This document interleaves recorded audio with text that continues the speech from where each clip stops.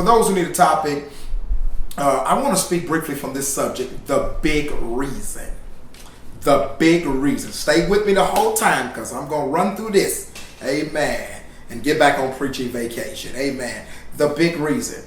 My brothers and sisters, I contend that it's easier to give up on our dream than actually put the work required to see our dreams actualized and realized.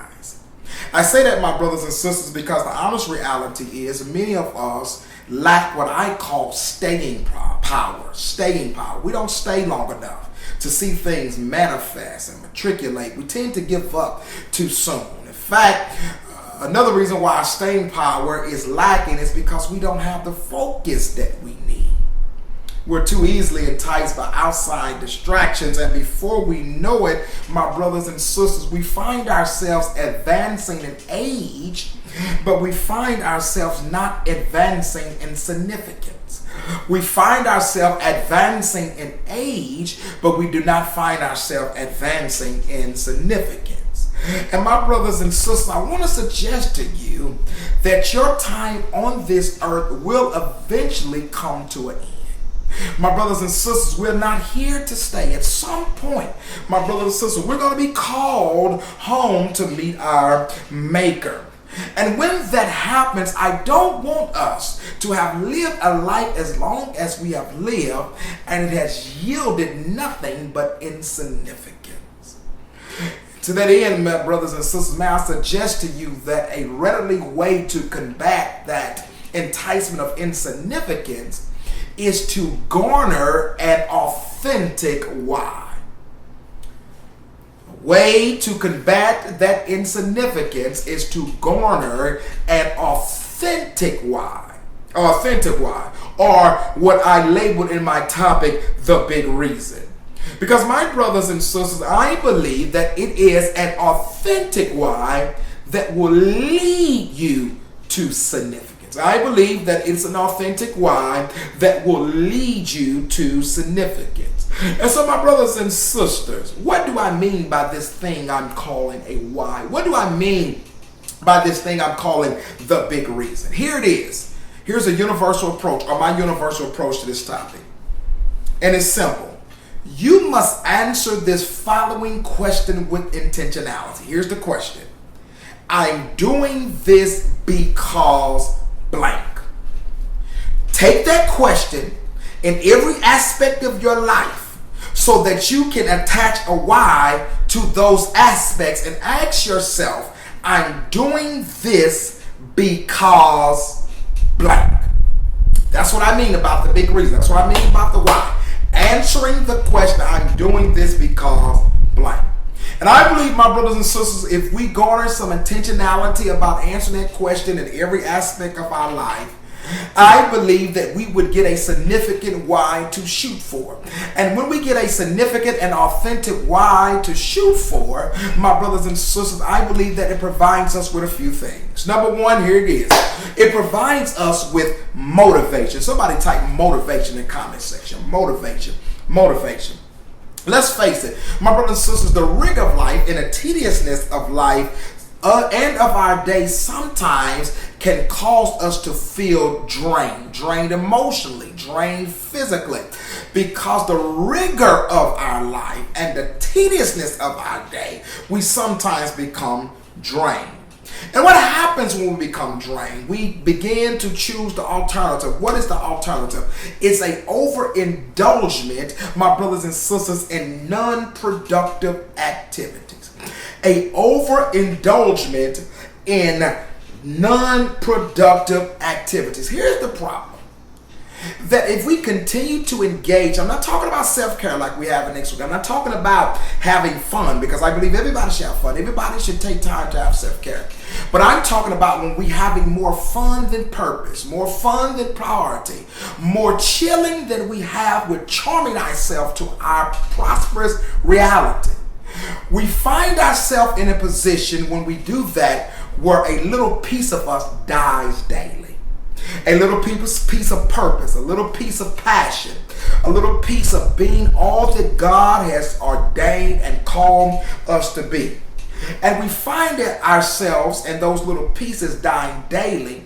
and then we literally become walking corpse. In other words, we're living, but we're dead. The things around us are dead. The purpose that is associated with our life is dead. And so, my brothers and sisters, when that happens, then we tend to lose motivation. You cannot achieve your highest potential in life absent of motivation. I'm going to say it again. You cannot achieve your highest potential of life absent of motivation. But when I garner an authentic why by answering the significant question of I'm doing this because, then I'm able to ascertain motivation.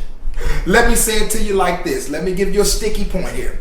When you keep your why in the forefront, it will motivate you to focus more on appreciating activities. Appreciating activities, not depreciating activities, not non-productive activities. But when I focus on my why, when I intentionally answer the question, I'm doing this because, I then become motivated to engage appreciating activities. What are appreciating activities? Appreciating activities, my brothers and sisters, by definition from a business perspective, is something that adds value. It is likened to a car. I told somebody the other day, a car is one of the worst investments that you can ever make because it's not an investment. As soon as you drive it off the lot, it depreciates. That means it detracts in value. It's not like property where you can build equity or you can build significance on it where it appreciates in value. A car does not do that.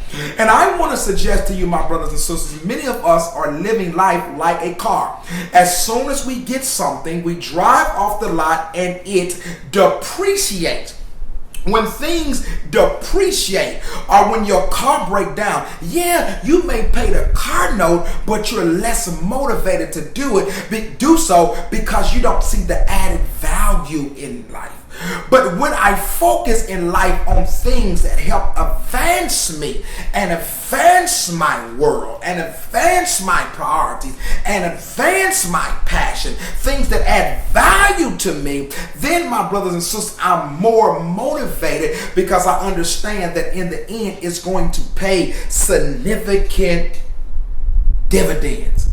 But I cannot, my brothers and sisters, be motivated if I do not have my why. It is my why, my brothers and sisters, that makes me get up in the morning. It is my why, my brothers and sisters, that make me excited about the sun kissing my face. It is my why that even if it's raining outside, I'm not sad because I understand that I can press through the rain. It is my why that helps me jump up in meditation. It is my why that helps me jump up and get my exercise. And it is my why that helps me, my brothers and sisters, be concerned about the things that I put in my body. My brothers and sisters, I want to ask you, what has been motivating you?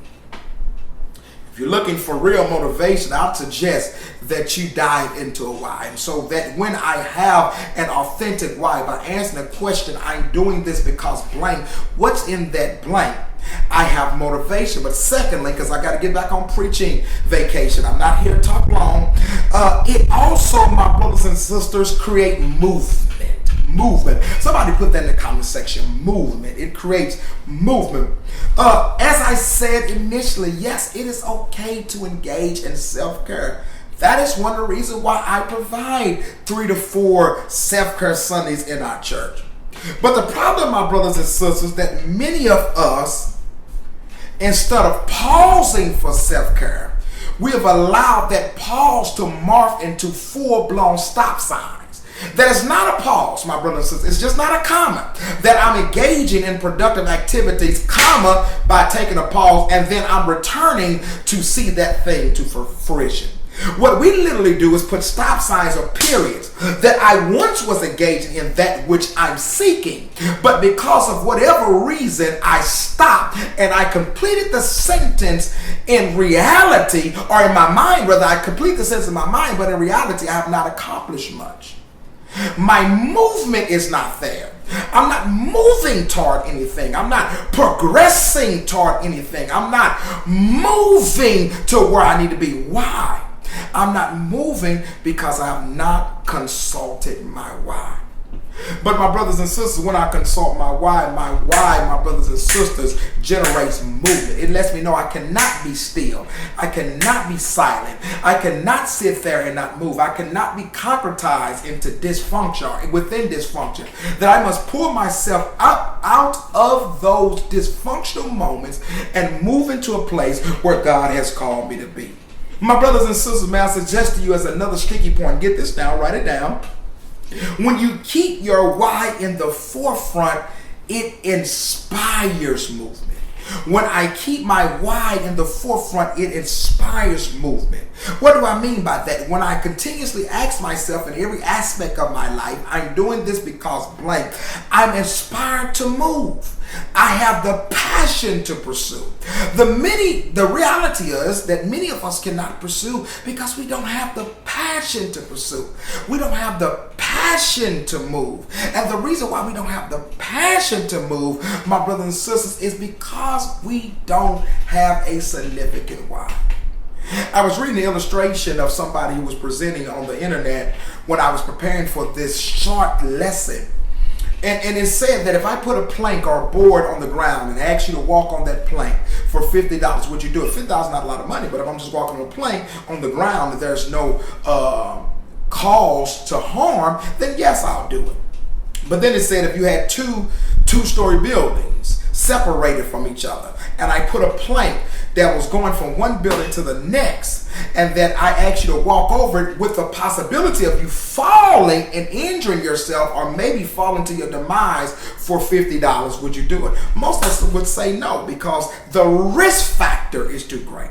But then the final part of that illustration suggests that if on the other side where the other building was, you had a child that was on the other side that was threatened and that needed saving, would you risk it all to walk over that plank to save your child? In most cases, the parent would do it. Why? Because saving their baby is worth the risk. May I suggest to you that what you're called to do in life is like a baby, and whatever it is that you need to do to save what you've been called to do, you need to assume the risk. And sometimes the risk is my ability and willingness to move despite what I may encounter on the journey. You have to learn how to take a licking and keep on ticking. You have to learn how to navigate through the pressure points. I wish I can tell you that while you're on this journey that everything is going to be peachy and that everything is going to be gravy, but the reality is it just does not happen like that. Movements sometimes come with turbulence, but my why will allow me to navigate through the risk. And so when I have a significant and authentic why, I have motivation. Number one, I have movement, and then I'm on my way back to preaching vacation. Number three, it's not a sermon, it's just a talk. I'm able to create moments. Somebody put that in the comment section. Moments. I must tell you that innately we are built, my brothers and sisters, to desire results. Inside of us, the will inside of us want results. In other words, it's normal to ask, what's in it for me? It's normal to ask, what do I get? Here's the problem though. We eagerly ask, what do I get? But we half-heartedly answer, what am I willing to give? We eagerly ask, what do I get? But we half-heartedly answer, what am I willing to give? In this thing called life, as pertaining to your why, as pertaining to the big reason, it's not all about what you can get, because you have to be willing to give that which you see. No more pie in the sky. No more blabbing and grabbing and naming and claiming it, my brothers and sisters, as your only sole method of achievement. That you would take that blabbing and grabbing and naming and claiming it and that pie in the sky faith and put some significant actions on it so that you can have real moments of success in your life. Let me give you this last sticky point. When you keep your why in the forefront, it will create earth-shattering moments. When you keep your why in the forefront, it will create earth-shattering moments. My brothers and sisters, I want to let you know that God wants to give you a significant moment. There are some things that want to break through in your life, but I can no longer just declare it over your life without the intentionality of your why. I want you to think about these words that I've spoken to you today. As it wasn't a sermon, but I believe it's powerful that not only help you in your religious life, but would also help you in your personal life. This is a quick lesson that you can send to family members and friends, because we all, my brothers and sisters, need to be better in our why.